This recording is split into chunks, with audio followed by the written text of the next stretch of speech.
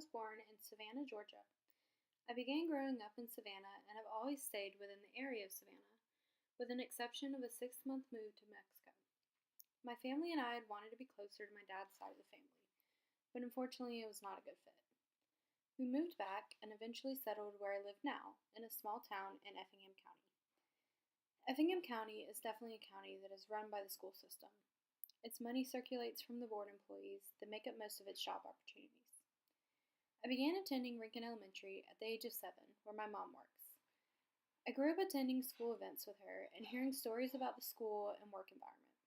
While living in the town of Rincon, I grew up with plenty of opportunities to work with children. I began in our local library.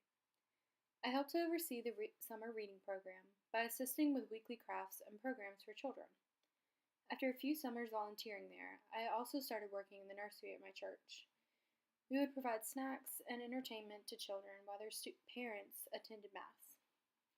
My decision to teach was solidified over this past summer when I worked at the YMCA in my area. I loved being able to have my own group of 20 second graders that I was responsible for as a summer camp counselor. I don't think there's anything that could have ever taught me more about teaching children and how they interact with each other. It was possibly the biggest learning experience of my life. While it was exhausting and at times very frustrating, I knew that at the end of the week, I would be wanting to go back to being their camp counselor again come Monday. It is these memories of working with the kids that has me eager to step back into a school building and help kids grow. It seems like I have always been involved in the education system, whether I was a student, a volunteer, or a teacher's child. My mom was the one that opened the door to the education system for me. When I was little, I would always love to hang out in her classroom. As a speech therapist, she had so many cool toys that I would automatically reach for during the afternoons after school. I would wait for what felt like hours for her to be done with her schoolwork. My experiences with the other teachers, children, combined with running down the long hallways and hiding in the multiple hiding places in the school, felt like the behind-the-scenes shoots of a movie. During my school career, I've always been dedicated in my own schoolwork, and by a young age, I was comfortable with talking to adults and understood the life of a teacher. It was interesting to figure out the roles of a teacher, specifically those involved in special education. I loved learning about the process from placing a student in special education, writing IEPs, and learning more about different disabilities that these teachers work with. Of course, this would all eventually lead to my decision to teach. Even though I grew up surrounded by the school system, I was determined to not become a teacher. My grandmother had taught 5th grade math for years. Then my mom became a speech therapist, and I knew that the jobs that my family had would influence what I would want to do for my career. I wanted to figure out a different career path for myself.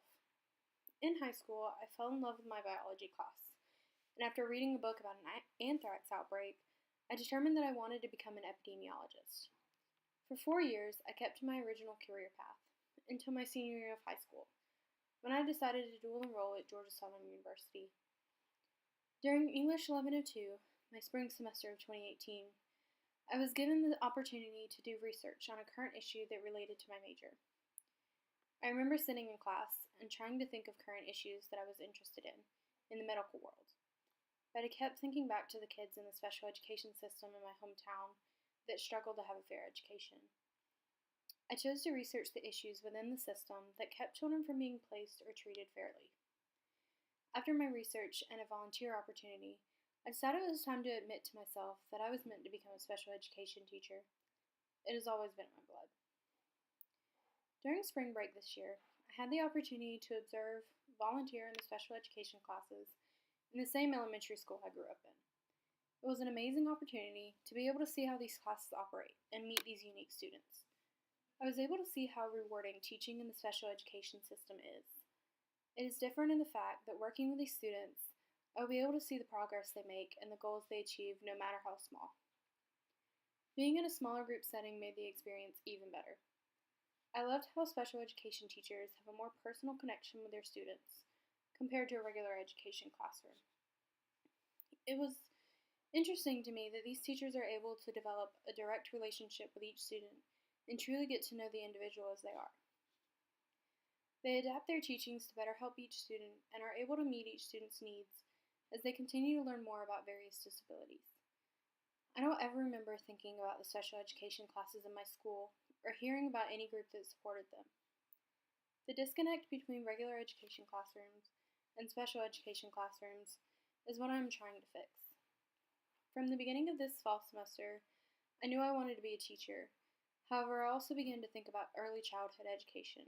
About mid-semester, after having been halfway through my field experience at Extra Special People.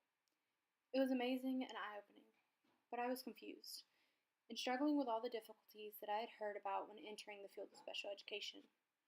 Ultimately, I've decided to continue down my path towards the special education field. Whether you want to be an early childhood major or a special education major, either work environment will be just as difficult. Kids will be kids, and it is the job of all teachers to excite their minds and further their passions. There is no difference in the intention of either two teachers. By entering the system, I hope to contribute to this very special group of people and become a supporter for the students in special education classrooms. I tend to make sure that every student I encounter feels love, support, and has the feeling that someone is out there fighting for their education.